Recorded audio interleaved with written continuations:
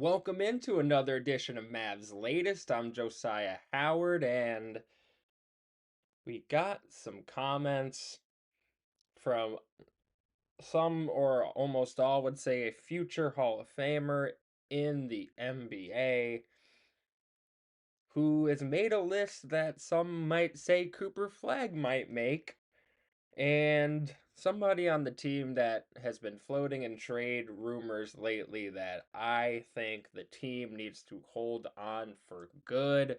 All of that and a little bit more today on Mavs latest. But I want to start here. Draymond Green of the Golden State Warriors. He took the threads and he didn't say Cooper Flagg's name verbatim, but he obviously was talking about him to me, or at least some, because he's not the only one that was necessarily shut down, but I think he was triggered by Cooper Flag being shut down. He took the threads and said, I find it very interesting that players get bashed for load management, but rookies get shut down during the summer league these days. Fascinating, huh? I mean, he does kind of have a point. Um, but obviously to me, I think he really didn't need to show much in summer league. I don't think when you're that type of player with Cooper Flag at least, I don't think you really need to play the whole summer league. Play a couple games. Obviously, you play that Lakers game. It's nationally televised. You're playing LeBron James Jr., Bronny James. But Draymond, like usual, trying to take a situation, make it a little bit more dramatic than it needs to be. When you're number one overall pick in the NBA draft, you don't need to play summer league the entire way through. We know what type of player Cooper Flag is. I don't need to see more than the couple games that he played. I have no issue with him getting shut down. I obviously get it's more of the hypocrisy of load management and the criticism players get today of it. But to me, the coaching staffs are the ones responsible about planning out these days of load management.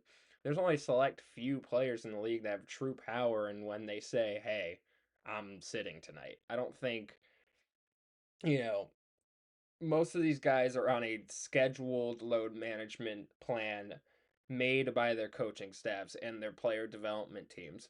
So, I'm not sure necessarily if Draymond is just trying to use this as his latest way to bark at an issue that he cares about or is annoyed by, but I don't think necessarily Cooper Flagg's being shut down necessarily correlates with his argument about player development because it's summer league. He's the number one pick in the draft. We know who he is. It's not it's not uncommon for somebody of his ilk to get shut down in the summer league after a couple games, especially in this era. And he did, I guess, he did say, these days, summer league these days. So, but yeah, I just think it's not necessarily a perfect correlation between complaining about the criticism around load management and then comparing it to summer league games that truly don't matter. But before I move on from the Draymond stuff, I did want to update with Matt McKenzie, Cooper Flagg's longtime player development coach. He spoke with CBS Sports and just discussed Cooper Flagg's next steps in terms of his development. He'll obviously head back to Dallas after Summer League, get settled in, work out at the Mavs facility before heading to Maine in August for a couple weeks. He's headlining a basketball camp for a couple days. We talked about that camp here on Mavs Latest before, and will continue his training up there as he prepares to look ahead to his rookie transition program and the start of training camp. Um, I like him training around where he's comfortable, and you know, again, I said before, I love him doing that training camp, going back home, all that stuff. He needs to just keep working around what's comfortable for him. Don't let any of the outside noise affect how you move. keep being comfortable with how you do things, Cooper. It's worked for you so far.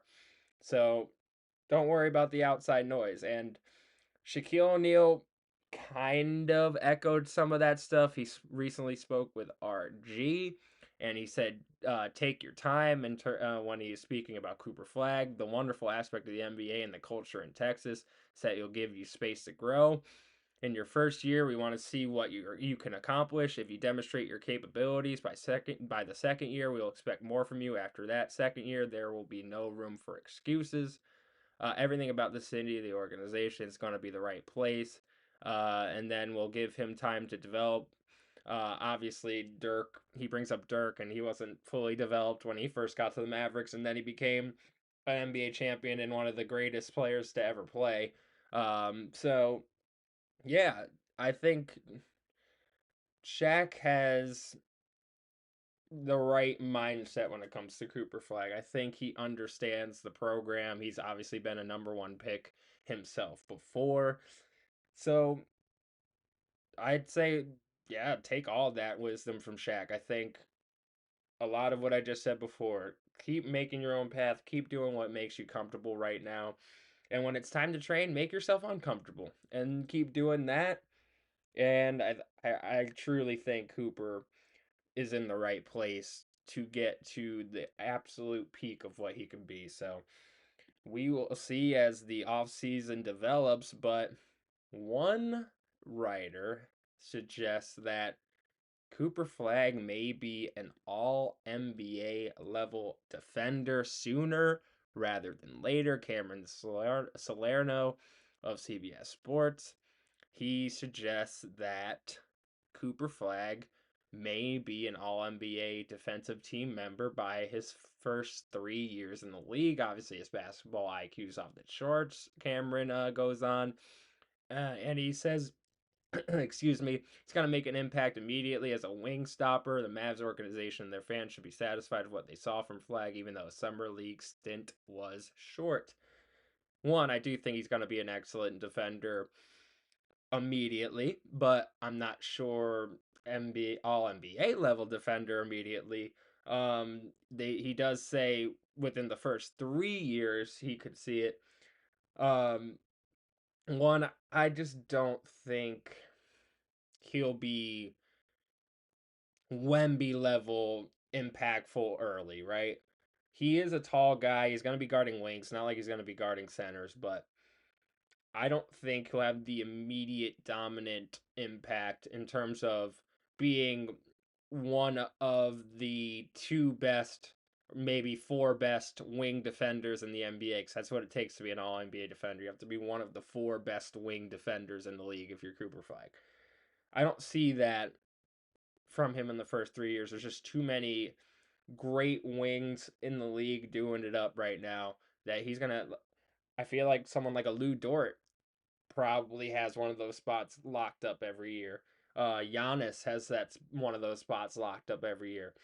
So you're going to be competing for that, and I just don't think that's going to be the focus for him early on. I think the focus for him early on will be developing that offensive game, and the defense will be there as he is able to be a great team defender. I think that's what we'll see early on from Cooper Flag. He'll be a great team defender more than just an impactful individual defender, which is great though. It's a 5-on-5 game. If you could start with being an impactful team defender, you can move from there. But I think the Mavericks right now are more worried about the development of his offense more than his defense. But I wanted to talk about something here because obviously Klay Thompson's been in the news. He's obviously now dating Megan Thee Stallion, the rapper and a hip hop artist, having a great summer with that. He just posted a video where he hit 72 threes in a row. Um, Clay's having a seems like a real fun offseason, obviously coming off last offseason where he left the Golden State Warriors, the team he grew up with, won 4 championships with. I say all of that to say this is the first time since he left Golden State where he's had a really nice offseason, loud but quiet. Um, Seems like he's in a really good headspace, and I say that to say don't trade Klay Thompson.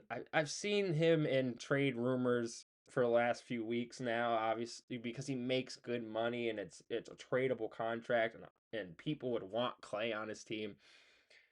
I think Klay is going to get to a point with this team where he's not going to be asked to do as much as he's ever been asked to do in the past.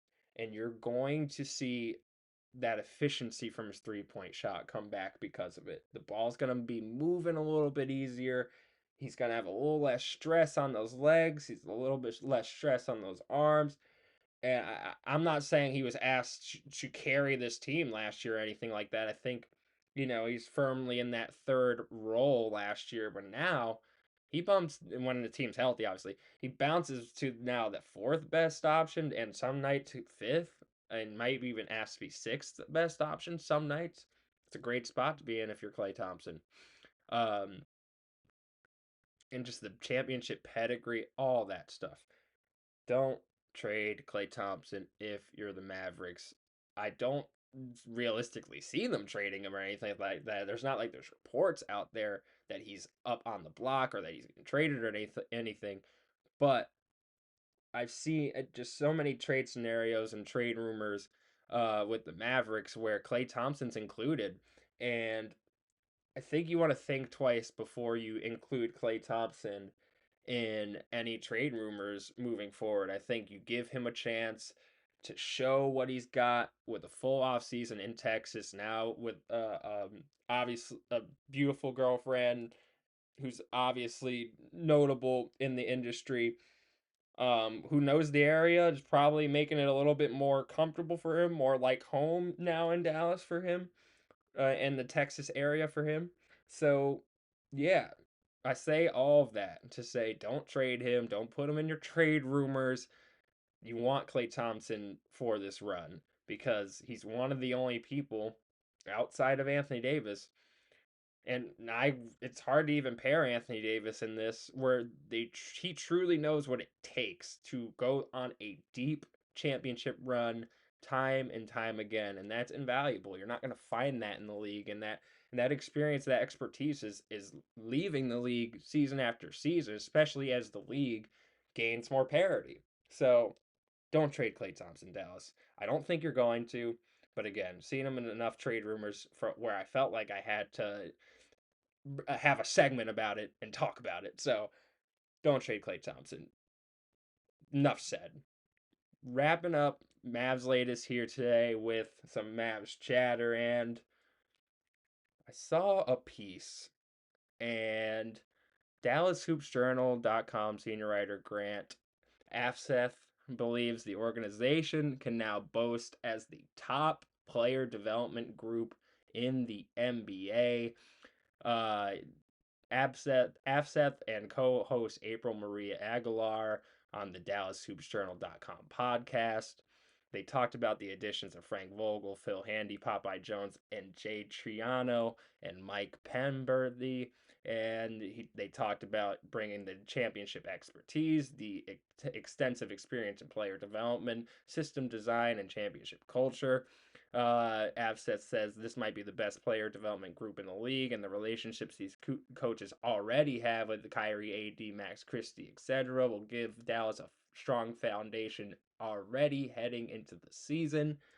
And this is a lot of what I echoed when these coaching hires were starting to roll down as the Mavs lost a coach after another coach after another coach after another coach. I was saying certain people they should go after.